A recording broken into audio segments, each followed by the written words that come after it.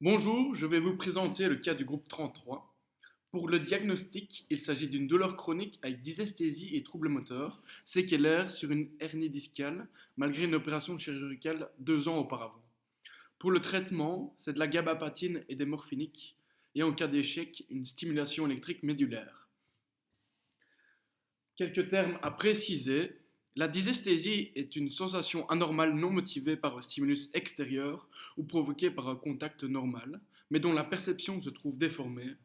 Retard à la perception, sommation, épuisement, erreur de localisation, altération de sensation. Pour l'hernie discale, nous la repréciserons dans les dias à venir. Pareillement pour la gabapatine et la stimulation médulaire qui seront définies à la fin de mes dias pour le traitement. En ce qui concerne la physiopathologie, entre chaque vertèbre se trouve un disque. Il est composé d'un liquide visqueux se trouvant au centre et d'une partie fibreuse au pourtour. Le disque intervertébral sert d'amortisseur, donc une flexion de la colonne entraîne une compression de la partie antérieure du disque et un étirement de la partie postérieure, refoulant le gel contre la paroi postérieure de l'anneau. Lorsqu'une pression est exercée sur le disque, le liquide est donc comprimé. De ce fait, l'anneau fibreux va subir des contraintes mécaniques. Il peut arriver que cette structure fibreuse se fissure, et cela s'observe dans certaines situations. Un traumatisme aigu, un traumatisme de faible intensité mais répété, et d'autres. Dès lors, lorsque la pression le permettra, le nucleus pulposus sort à l'endroit de la lésion de l'anneau et fait saillie à l'extérieur du disque. Les hernies se situent généralement postérolatéralement, puisqu'à ce niveau, le disque est généralement plus mince et l'on ne retrouve pas les ligaments longitudinaux postérieurs et antérieurs. On rencontre aussi des hernies postérieures dans les flexions répétées. La hernie va comprimer les racines nerveuses sortant de la moelle.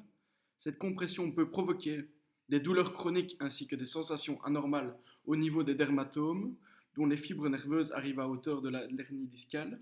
Des troubles moteurs lorsque l'hernie comprime les fibres nerveuses de la racine antérieure de la moelle qui véhicule la motricité.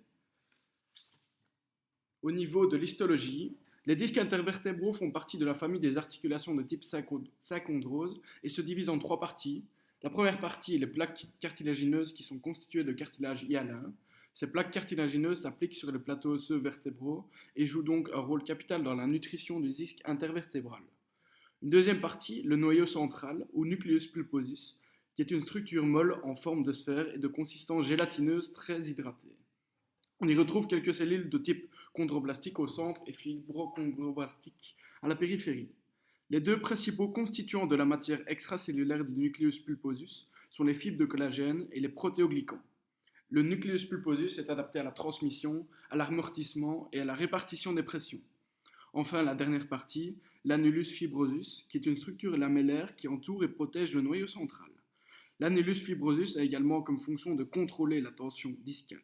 La connaissance de l'histologie du disque intervertébral permet donc de mieux comprendre le principe de la hernie discale.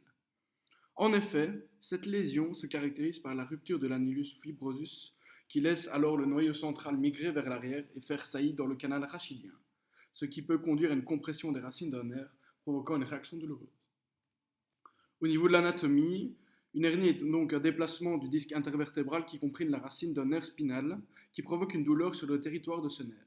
Les hernies les plus fréquentes sont au niveau lombaire, on en retrouve un peu au niveau thoracique. Le disque vertébral est notamment composé de nucleus pulposus central et de l'anneau fibreux périphérique. C'est lorsque cet anneau se déchire, permettant au nucleus pulposus de faire protrusion à l'extérieur, que l'on parle d'hernie discale. Les disques portent le nom de la vertèbre sus et sous-jacente. Une hernie peut être intraforaminale dans le trou de conjugaison ou extraforaminale.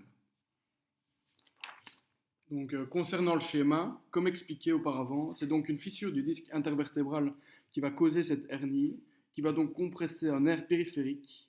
Les afférences et efférences provenant du nerf vont être atteintes. De là, on peut expliquer les douleurs chroniques, la dysesthésie et les troubles moteurs. Pour le traitement, la gabapatine est un analogue d'un point de vue structurel au GABA. La morphine, c'est un peptide opioïde exogène utilisé dans le traitement de la douleur. Au niveau du système nerveux, il se lie sur des récepteurs intervenant dans les phénomènes de perception de la douleur. Pour finir, un neurostimulateur est un dispositif médical utilisé pour traiter la douleur chronique d'origine neurologique.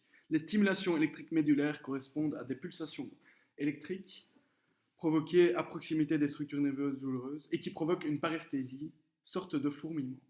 Cette dernière entraîne un déficit de perception de la douleur.